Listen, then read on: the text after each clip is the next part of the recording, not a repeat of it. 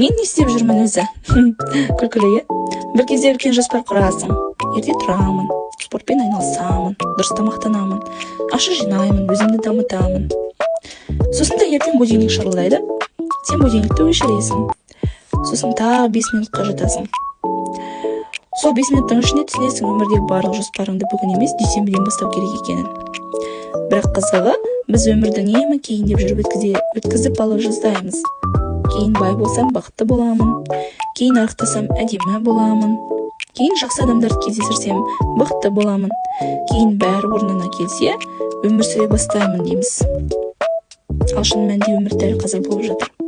Қазір ішіп отырған шайың, қазір қасында жүрген адамдарың, қазір күліп тұрғаның, тіпті қазір шешілмей тұрған мәселелердің өзі осы өмірдің бір бөлігі.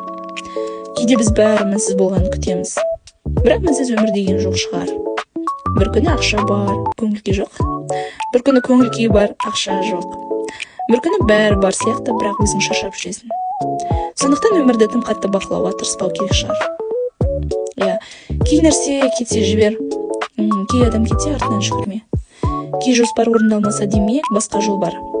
Өмірде кейде есік жабылады. Сен сол есіктің алдында тұрып алып, неге жабылды деп жылайсың. Ал артыңнан қарасаң, басқа бір есік баяғыда ашылып тұрған болады. Тек бірінші есікке қарап тұрған сияқтымыз. Сондықтан өзіңе қатты талап қойма. Бәрін бір күнде шешуге міндеттемессің. Қазір қолыңнан келгенін жаса, қалғанын уақыт көрсетеді. Және ең бастысы, өзіңді жоғалтып алып, бүкіл әлемді табудың қажеті жоқ. Өзіңе қайта орал. Кейде жай ғана тыныш отыр.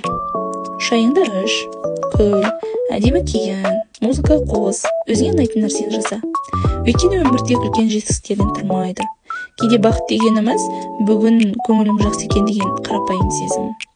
Сондықтан өмірді кейінге қалдырмайық, достар. Бәрі керемет болған кезде емес, дәл қазір.